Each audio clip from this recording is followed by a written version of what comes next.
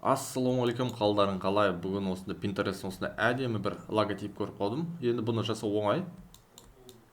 Өте оңай. Сіздерге барынша қиналмайтындай қылып, барынша жеңіл түрде жасаймыз.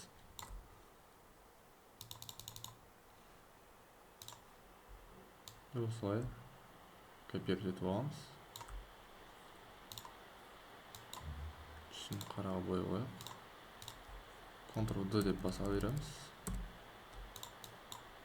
Бәріміз группировать етіп аламыз. Ctrl-S, Ctrl-F дейміз де айналдырып жібереміз. Енді мына жерден круг создать етіп алу керек. Осылай. Өшіріп тастайық. Ctrl-S, Ctrl-F дейміз де осылай жоғары көтеріп қоямыз. Енді осыны алып, тоже шеріп қойып қойып пока.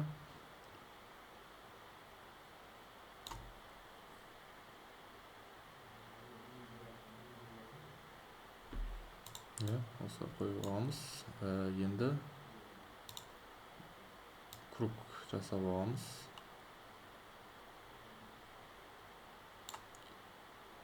Жеңіл сабақ. Мына жерден үстіне қойып жібереміз. Мына жерден бойынан алып келеміз. Бүйтіп алып келу үшін біз бірден істемеппіз. Жерде тағы бір линия қоспаппыз. Осыны қосып аламыз. Мына жерден жаңадай алып келеміз.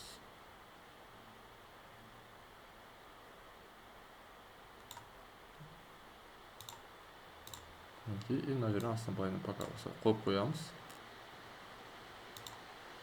Енді бізге керек бір қарап шығамыз.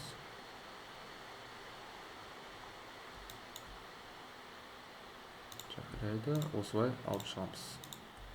Ctrl-S дейміз де жерлерді өшіріп тастаймыз. Ctrl-V деп қоямыз. Енді осыны осылай сөйлеп қойсақ болады.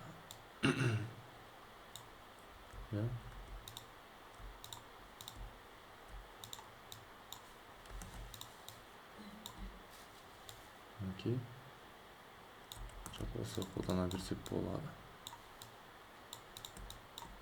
Достар, сіздерге пайдалы болды деп ойлаймын.